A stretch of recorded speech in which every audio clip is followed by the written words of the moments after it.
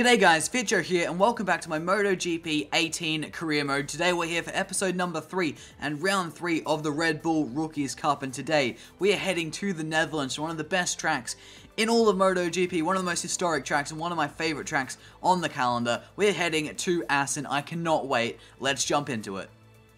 Hello and welcome to the TT circuit in Assen, Holland.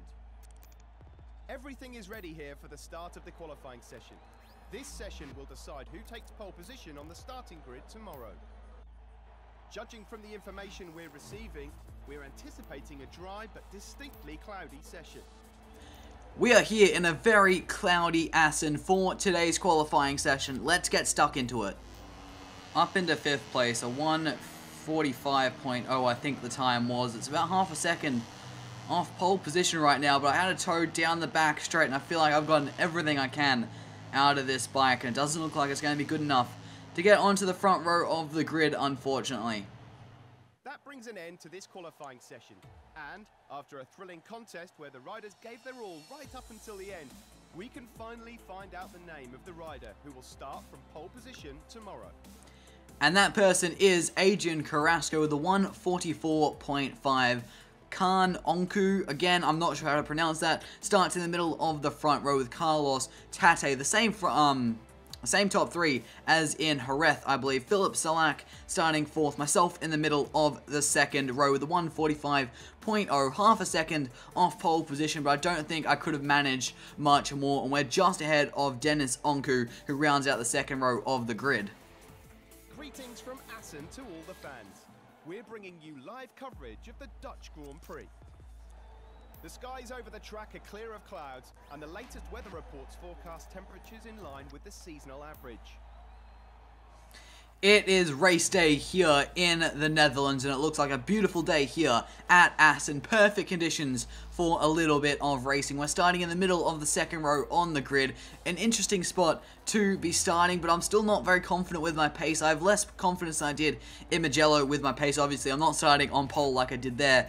And things went south very quickly in Mugello as I couldn't quite find my rhythm. And again, in qualifying, it took me a while to build that rhythm up to get that eventual lap time. So I'm not too confident heading into this race despite the decent grid position. We are now broadcasting from the starting grid, where everything seems ready. It's always difficult to predict the results of a race like this, but the riders we're seeing right now definitely seem to be the favourites. Just a few minutes to go until the Grand Prix begins. Assen, the motorbike university, is once again ready to put everyone to the test. Here we go, it is race time here in Assen. Grab the clutch, get the revs up, the lights are on. And it's lights out, and away we go. The Dutch Grand Prix is underway. It's been a shocking start for us off the line there. I'm not too sure what I have done wrong. We've gone plummeting back through the field, outside the top 10 now, as we head down into turn number 1. We just clipped whoever was on our inside there, and that's pushed us out wide, and that's given Kunai a free position as now we head down into turn number 3. We're going to just push back up Kunai's inside and retake that position. We've got Yamanaka just up ahead of us as now into Struben corner we go. We need to get a really good exit out of here because it sets up the run all the way down this back straight. And it hasn't been the worst exit in the world into the slipstream of this pack in front of us. We've got Garcia now just in front of us.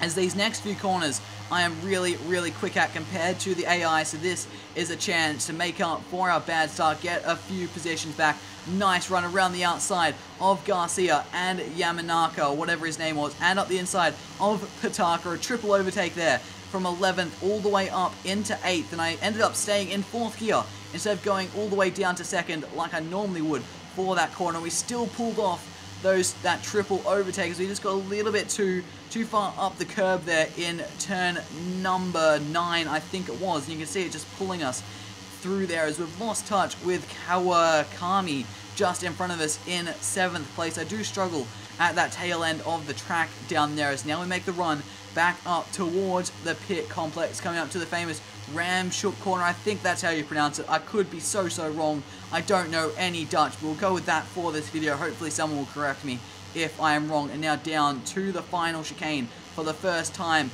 of 7 in today's Grand Prix. And up to the line, we've lost 3 places on the opening lap, and all things considered, how much we plummeted through the field after our launch, that isn't all that bad.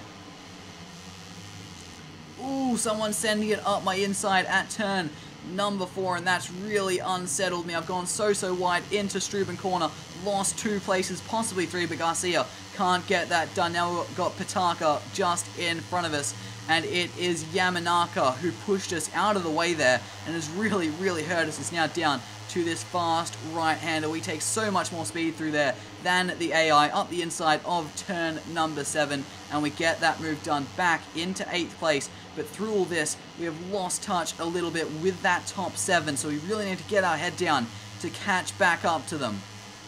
The gap up to 7th place currently sits at about 1.5 seconds, as we've gone a little bit too wide through turn number 15 as we come down to the final chicane to end lap number 3 of 7. Or I've cut that a little bit. I have been struggling with that final chicane quite a lot, and in fact, even with that cut, the gap has gone out by 0.3 to 1.8 seconds as we are now onto lap number 4 of 7, almost at the halfway point of today's Grand Prix. We clipped that curb a little bit, almost popped us into a big wheelie, but we do control things.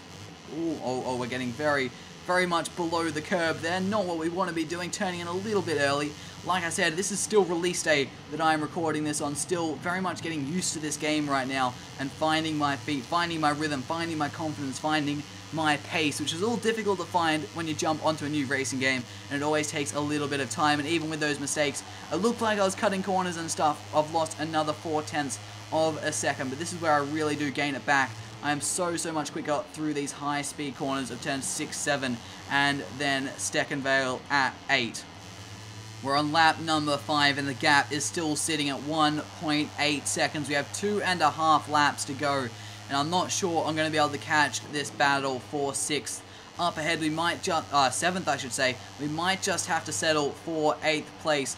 I don't see us doing much better. We've caught a bit through that middle sector, or second sector I should say, of the lap, but I struggle through the third and final sector. End of lap number 5, the gap's down to 1.3 seconds, so we are starting to gain even through the second phase of that lap where I'm usually a little bit slower. We gained some time, I believe, so we might have a chance at Kawakami. We're starting to gain. We have 2 full laps to go. Well, other than the first couple, getting caught on the inside of that curb again, just turning down a little bit too early through turn number 3. You can see I'm struggling a little bit when I have to commentate as well. It just makes things that little bit harder. I won't lie, as now out of Struben corner onto the back straight. What is the gap going to be? 1.2, so we pulled in another 10th through that first sector, and this is where the real gains come as we flick right through turn number 6, back to the left, through, we've turned in a little bit too early, cut that ever so slightly, but the game isn't saying anything, so I'm just going to run with it right now. As down into Steckenvale, we are catching and catching and catching up to the back of Kawakami, but it might just be a little too late. We still have a full lap and 2 sectors to go. We might have a chance. Again, I'm turning in a little bit too early. I really need to get that out of my system. I think I said it in a previous episode.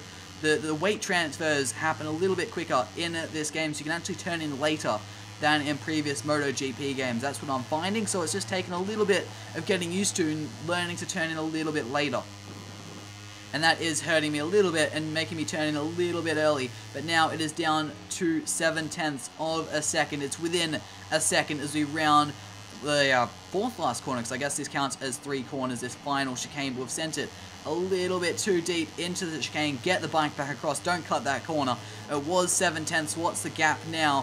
1 second. We lost 0.3 in that chicane, and we're now onto the final lap of the Dutch Grand Prix. What can we do about Kawakami? Can we get up into 7th place, or possibly 6th or 5th, which are just there right in front of him? It's going to be a challenge of pushing as hard as we possibly can at this stage of the race. Things have been coming back to us over the last few laps, as they always seem to do at the end of the race, but it could just be a little too late.